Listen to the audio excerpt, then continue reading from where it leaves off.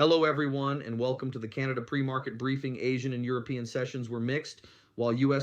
futures saw a mild rebound. As a result, futures linked to the TSX60 suggest the local market may open about 0.2% higher. However, with the month-end contracts entering their final 2 weeks, the basis between futures and spot may continue to narrow, meaning the opening levels may not fully track futures movements. In global assets, last Friday saw notable corrections across multiple areas. Bitcoin dropped sharply from 125,000 US dollars to around 95,000. Gold fell roughly 2.5%, and silver declined nearly 4%. WTI crude also pulled back. Today, however, a broad technical rebound is visible, helping stabilize sentiment, particularly in resource-related segments such as energy and metals. Regarding cross-border flows, participation from U.S. and international investors has remained cautious, though the selling pressure has eased significantly compared to October.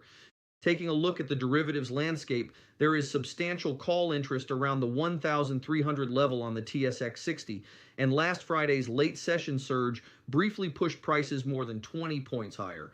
This indicates that 1,305 to 1,310 remains a key resistance zone, one that has been tested repeatedly this year without a clear breakout. If today's risk sentiment continues, the 1,320 area becomes the next overhead level to watch. Support stays anchored at 1,260 to 1,265, which has held multiple times recently with swift buying responses forming the lower boundary of the current consolidation range.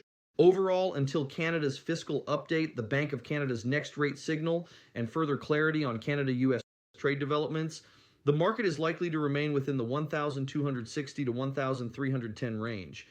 If the price breaks decisively above 1,310 to 1,320 and you are already holding long-term exposure, this may be an appropriate area to consider partial profit taking or reducing risk. For those without existing positions, selective option selling strategies may be considered depending on risk tolerance. That's today's pre-market outlook. Thank you for watching, and let's see how the day unfolds.